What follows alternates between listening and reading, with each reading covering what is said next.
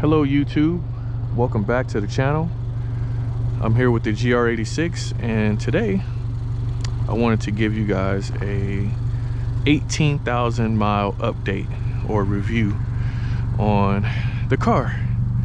I've had this car for about seven months or so, but if I was going off of mileage, I have driven this car for over a year if I was going off the daily average. So I figured I'd give you guys a nice review on what it's been like to own, what it's been like to daily, because I do daily this car, and do I have any buyer's remorse and stuff like that. So for those of you who are new, welcome to the channel. Appreciate you guys subscribing.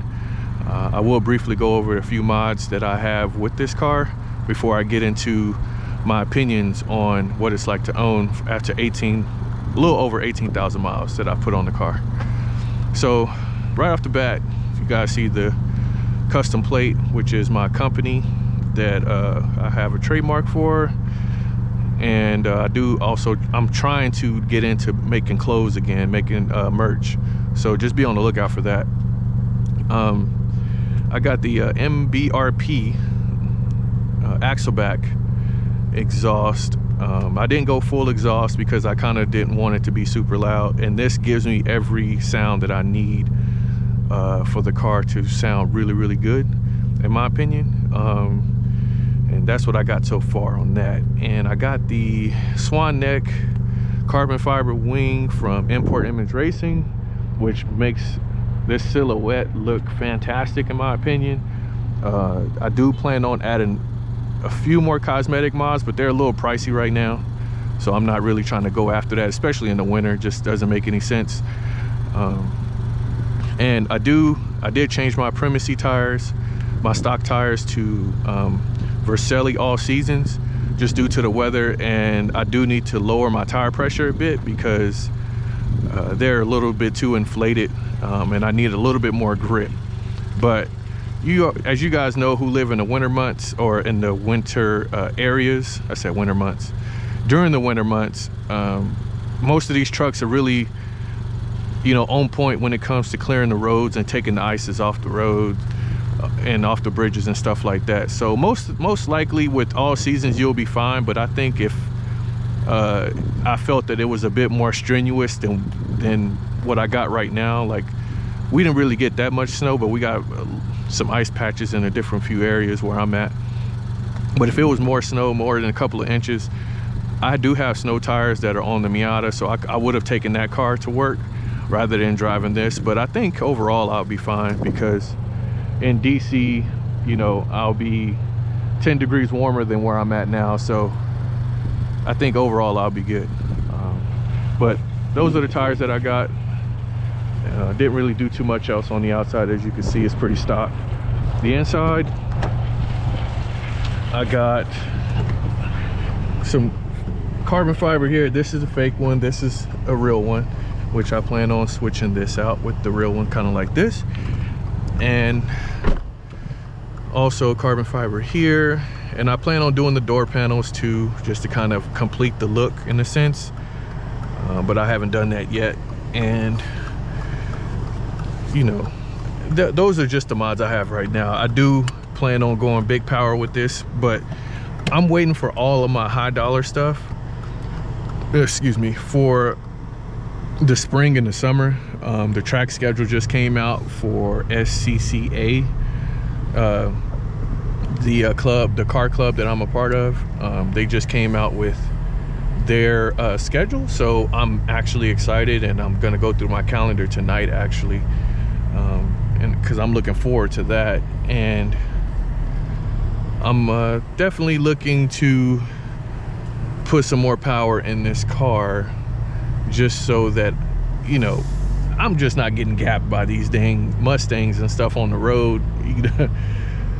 Maybe that's just a little bit too much, but I think that although I don't think this car needs the power, I'm just gonna get it because why not, right? Like, you only live once. I'm gonna keep the car. I'm just gonna build it the way I see fit, in a sense. So I'm sure you guys have an opinion on that. But anyways, again, I've had this car for about 18,000 miles, and to be honest, owning this car is super fun. It's great. I think I only have maybe one complaint on this car, and that's crazy, coming from a, you know, a $30,000 car, right? So for me, it's more or less the radio. Again, it's a fix. You can fix it if you want.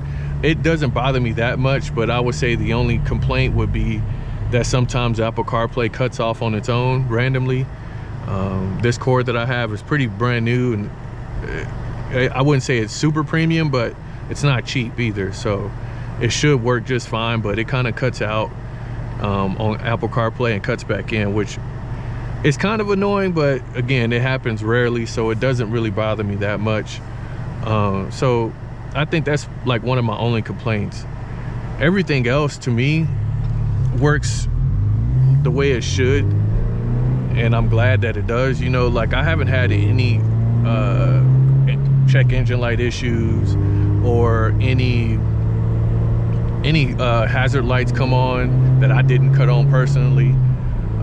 The car has responded well, shifts nice, the transmission feels great still. Highway, it feels amazing.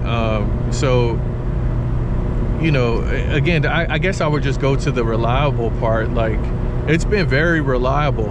I haven't had any issues. I have taken this on the track, so you know, I haven't had any issues with that. And the mitigations that I am going to put in place for it when I go back to the track next season will be the oil pressure AccuSump, and also an oil pressure gauge which will go in this left vent here. So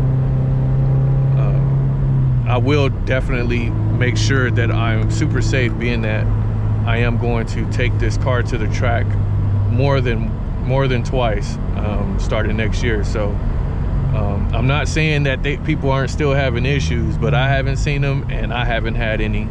So I can honestly tell you that this car has been reliable, and it's been great to own, man.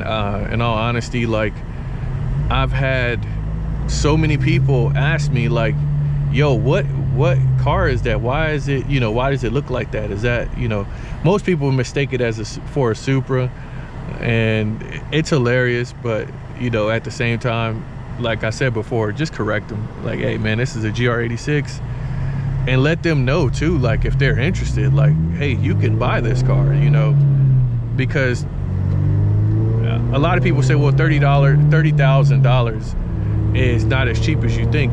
That's very true, but with inflation and the way cars are being sold now, 30 to me is like the new 25, as far as a car like this. Obviously, if you want an eco car, you can get something for 25, 23, even 21 if you want to go the Impreza route. But for me, it's more or less, if you're going to go for a sports car, a really good one, the baseline is 30K, just because of what it offers you as far as the driving experience goes. And, you know, highway, this car is great. You don't really, I used to try my best to get gas mileage, like really good gas mileage on this car, but it's pointless, dude. Like, I go in there, I put it on cruise control, I even go in like overdrive, which is gear 6, and try my best to manage like 34 miles a gallon. But at the end of the day, dude, you're not gonna get that. You're just not. I think that's my average right there. So I'm showing you right now, like 25.2 is the average, and that's the best. I would say 28 on the highway would be the best you can get, and I still think for a sports car, that's pretty good. But again, in my position, it's bad compared to what the Miata can do, because I could put about 40 miles a gallon on that thing, and you know, I fill up one time. Going out to DC, which is where I'm going now, you know, I'm filling up twice, you know, here, there, and back. So, you know, it kind of sucks. But again, if this is your only daily car, don't expect great gas mileage. You're not going to get it.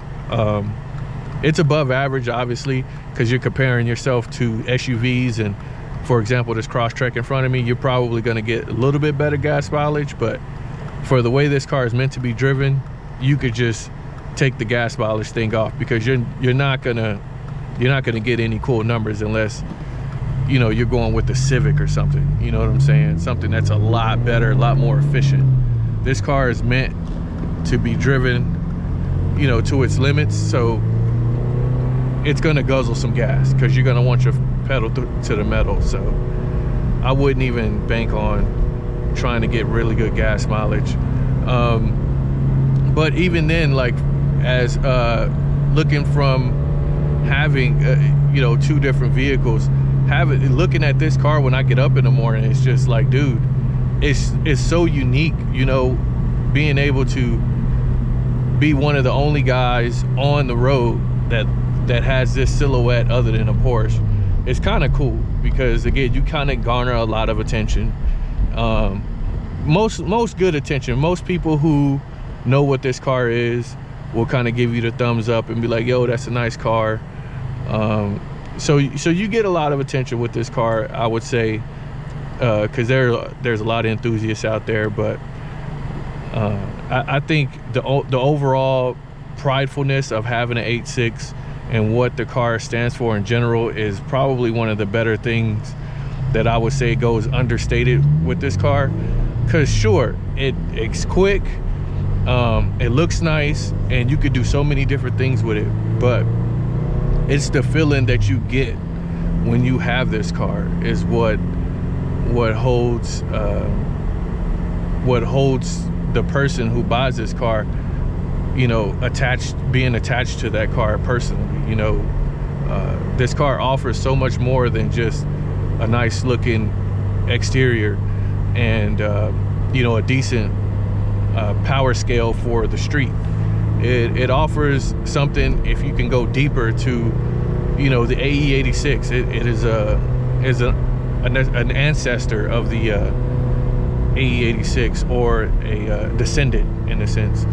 And if you kind of know the ins and outs of how these cars were developed, as far as, like, you know, what made this car popular, it's not even power. It's just more than that. And then it's what the Drift King in Japan made it, you know. And that's why this car is just so much. It's a halo car. It's a halo product. It's damn near a supercar that doesn't cost supercar money, if I'm honest. This car is definitely something that you will want to keep.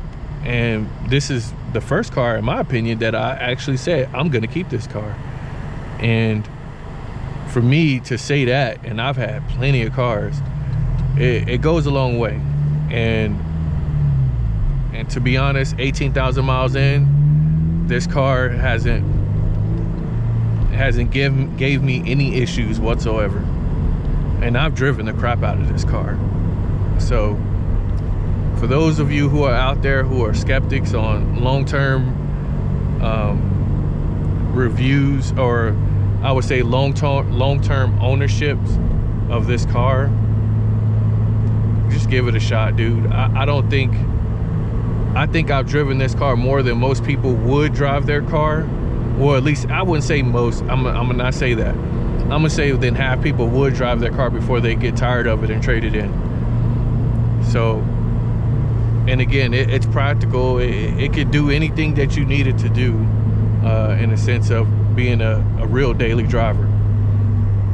And I think overall, it's an A+ car. It's an A+ car on an A+ chassis with A+ handling for $30,000, which is a whole lot, you know, in one small cheap package, in my opinion. So with that being said, fellas, that's all I got. And again, thank you to the new subscribers. Sorry this video is a little bit long-winded, and I was kind of bouncing from one subject to the next with that, but that's my review on this car. I think that overall you guys will be satisfied with the car, and if you're on the fence about buying it, hey man, you're wasting your time, because it's a damn good car, and I wouldn't let anybody tell you otherwise, because I don't think anybody would tell you it's not a great car. They may have some issues here and there with the like cup holder thing here, but I mean, you have cup holders in the door. So other than that, this car is great. Just make sure that when you drive it in the winter that you're safe, and you know, downshift is key when it comes to maintaining that good speed even on the slipperier roads. Just try that. But that's all I got. Appreciate you guys subscribing. See you guys in the next video. Peace.